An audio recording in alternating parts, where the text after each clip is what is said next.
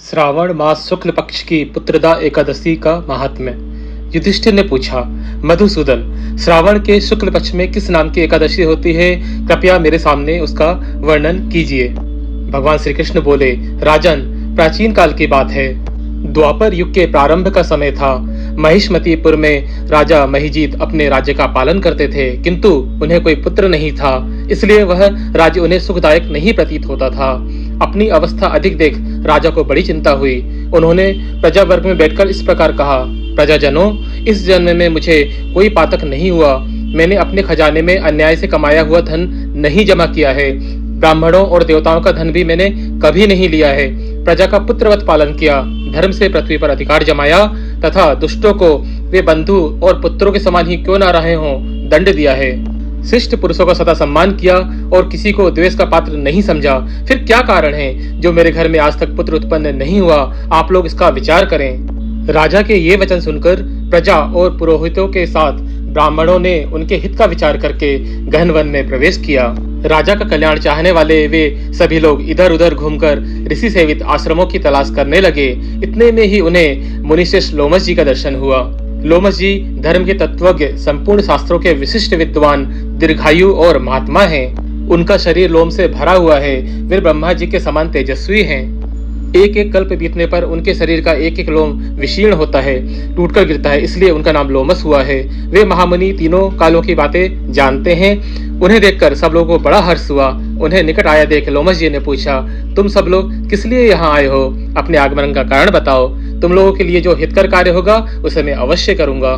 प्रजाओं ने कहा, ब्राह्मण, इस समय महिजीत नाम वाले जो राजा हैं उन्हें कोई पुत्र नहीं है। हम लोग उन्हीं की प्रजा हैं जिनका उन्होंने पुत्र की भांति पालन किया है। उन्हें पुत्रहीन देख उनके दुख से दुखित हो हम तपस्या करने का दृढ़ निश्चय लेकर यहाँ आए हैं। द्विजोत्तम, राजा के भाग्य से इस समय हमें आपका दर्शन मिल गया है। महापुरुषों के दर्शन से ही मनुष्यों के सब कार्य सिद्ध हो जाते हैं। मुने, अब हमें उस उपाय का उपदेश दीजिए जिससे राजा को पुत्र की प्राप्ति हो।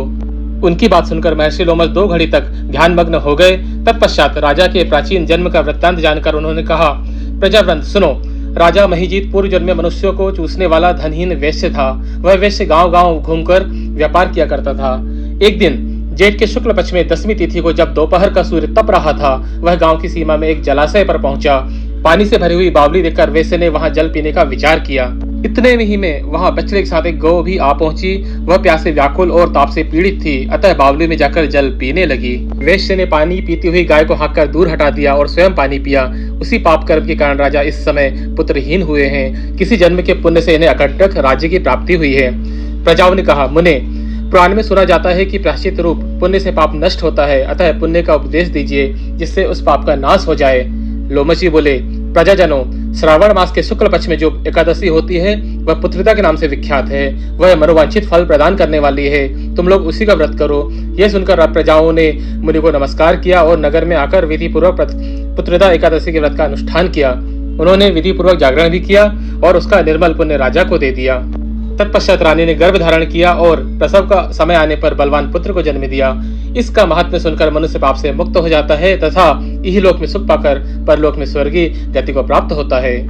श्रीमन नारायण नारायण नारायण, भज मन नारायण नारायण नारायण।